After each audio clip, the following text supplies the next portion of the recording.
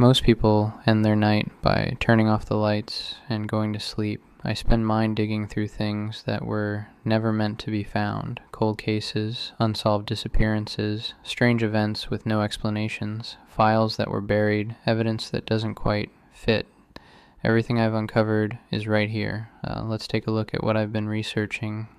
Oh yeah, welcome to Creepy Chronicles.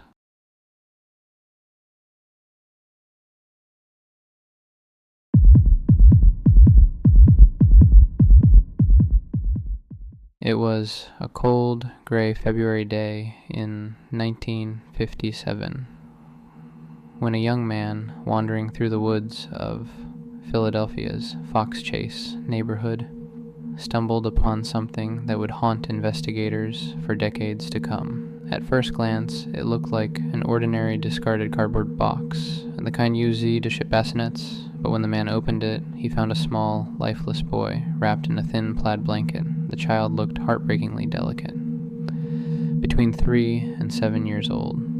His body bore the marks of abuse and neglect. His hair had been recently cut, but unevenly, like it had been done in a hurry, perhaps after death. His body was covered in bruises, and there were signs he had suffered for some time before his life ended. He was naked, malnourished, and completely alone. There were no witnesses. No missing persons report that matched. No one came forward to claim him. Police rushed to identify the boy. They took sound fingerprints and photographs. Itzao even released images of him dressed and posed as if peacefully sleeping, hoping someone might recognize the child. Thousands of posters were distributed across Pennsylvania. The case drew national attention, but no one stepped forward. Inside the box, investigators found little evidence. The cardboard had once contained a J.C. penny bassinet, sold in a small batch of only 12. Detectives tracked down every buyer they could find, but none led anywhere. Nearby, they found a blue corduroy cap, size 7.5, hand-stitched and made locally. The cap maker remembered the man who bought it, saying he looked like any other customer. Another dead end. Over time, more than 400 suspects were questioned. Some confessed, others claimed to know the boy's identity, but every lead collapsed under scrutiny. One of the most haunting theories came years later. A woman named Martha came forward in the 2000s claiming her abusive mother had bought the boy, named Jonathan, and killed him in a fit of rage. Detectives investigated her story carefully. It matched some details of the crime, but there was no physical proof. For decades, the small boy's grave read simply, "America's Unknown Child." He became a symbol, not just of tragedy, but of the countless unanswered questions that linger in the dark corners of humanity.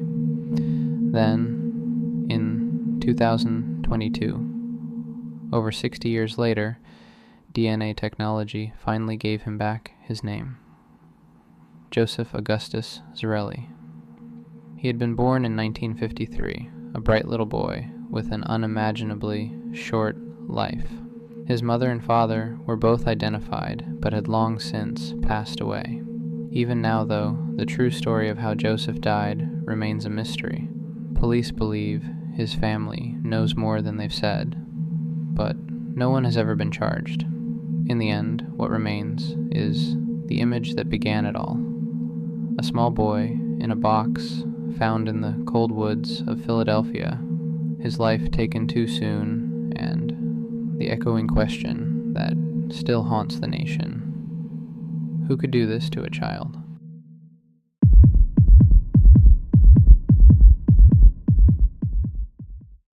In the summer of 2018, San Francisco police responded to what seemed like a routine welfare check in the city's South of Market neighborhood, a dense area of old Victorian homes now shadowed by modern glass towers. Inside one of those homes lived a man named Brian Egg, a 65-year-old local. known by neighbors as gentle, private, and a little eccentric. For years, Brian had kept to himself, living in the same brick-fronted house on Clare Street. He was described as kind, but reclusive, someone who didn't bother anyone and spent most of his days quietly tending to his home. So when neighbors noticed he'd suddenly vanished, his car gone, his windows covered, and strangers coming and going from his home, alarm bells started ringing. One neighbor recalled a strange sight: a professional crime scene cleaning truck parked outside Brian's house. Workers were hauling in large cleaning equipment, but no police were present.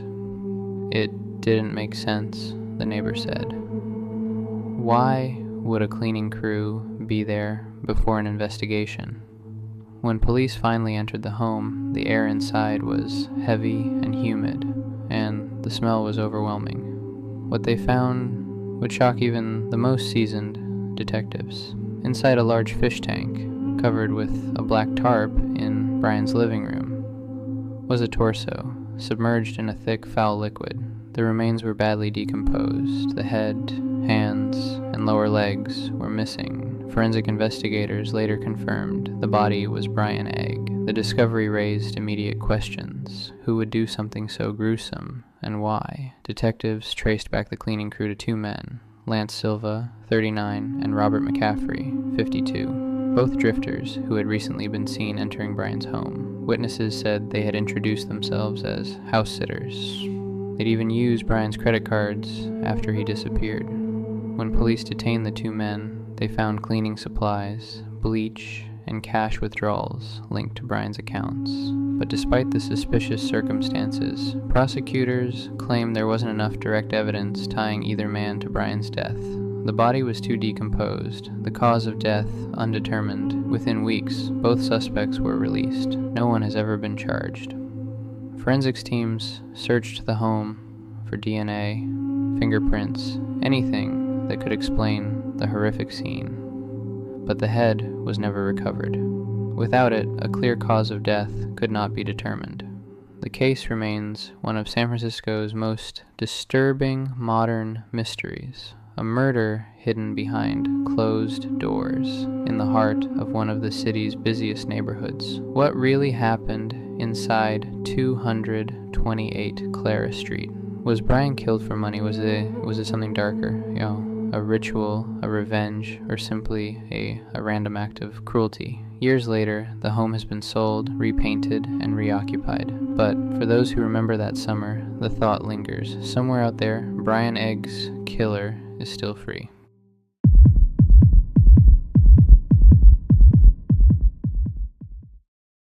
In the quiet, tree-lined paths of Tokyo's Inokashira Park, early morning joggers stumbled upon something that would haunt Japan for decades. Neatly tied plastic bags floating near the water's edge caught their attention. At first glance, they looked like discarded trash. But as police opened them one by one, the grim reality emerged. Inside were human remains. The victim had been meticulously dismembered into small, uniform pieces, each about 20 centimeters long. The cuts were clean, deliberate, and almost surgical, showing an unsettling level of precision. Investigators noted that the body had been carefully washed, with almost no trace of blood. Whoever committed the act had gone to great lengths to remove evidence. Even more disturbing, the killer had attempted to erase the man's identity by removing fingerprints from most of his fingers and toes. Yet a few remained intact, just enough for a partial identification. The victim was believed to be a middle-aged man, but beyond that, little was certain. Despite one of the largest investigations in Tokyo's history, no suspect was ever found. The motive remains a mystery. To this day, the Inokashira Park dismemberment is remembered as one of Japan's most chilling and methodical unsolved murders.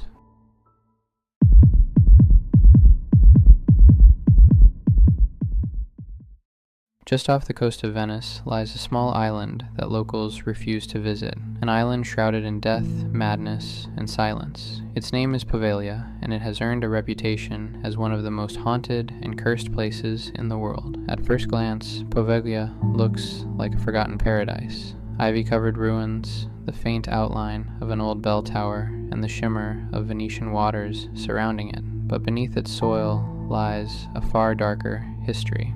It began in the 18th century, when Venice was ravaged by the plague.